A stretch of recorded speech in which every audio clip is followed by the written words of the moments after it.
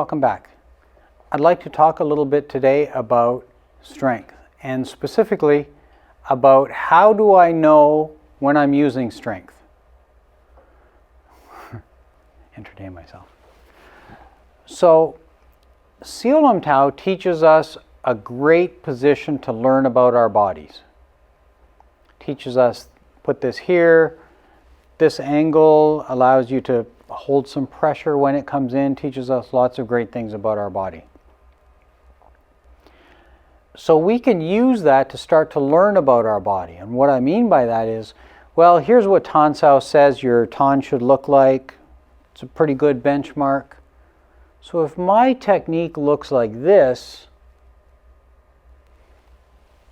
and I need to hold pressure, there's a pretty good chance I'm using strength to do it.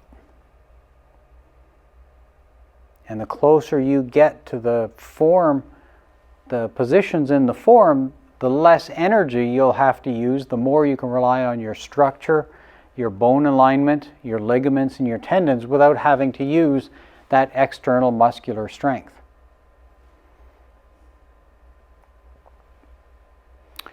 Also, if I'm doing my Wing Chun, here I am, I'm facing the opponent, facing the shape.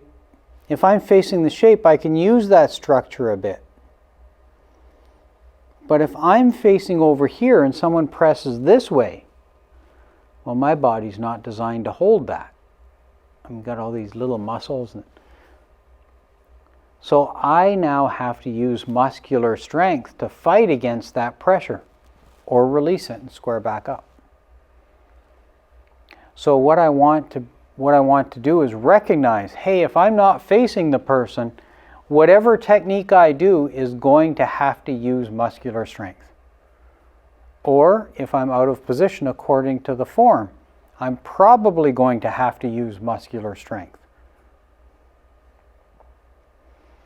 So we want to use those as guidelines, because we don't want to get all strong, because that's going to affect our ability to sense and change.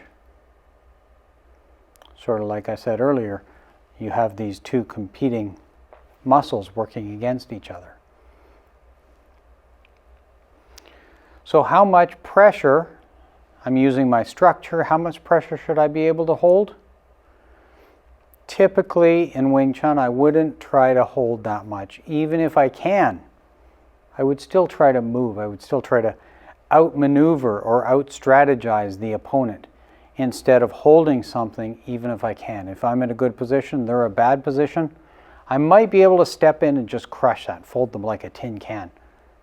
But I tend not to try to do that. I would change, because the changing is going to give them less opportunity to react than if I just try to jam my technique in there. So kind of philosophically, I'll change even if I can still hold it. It's not about can I, it's about whether I should. Should I?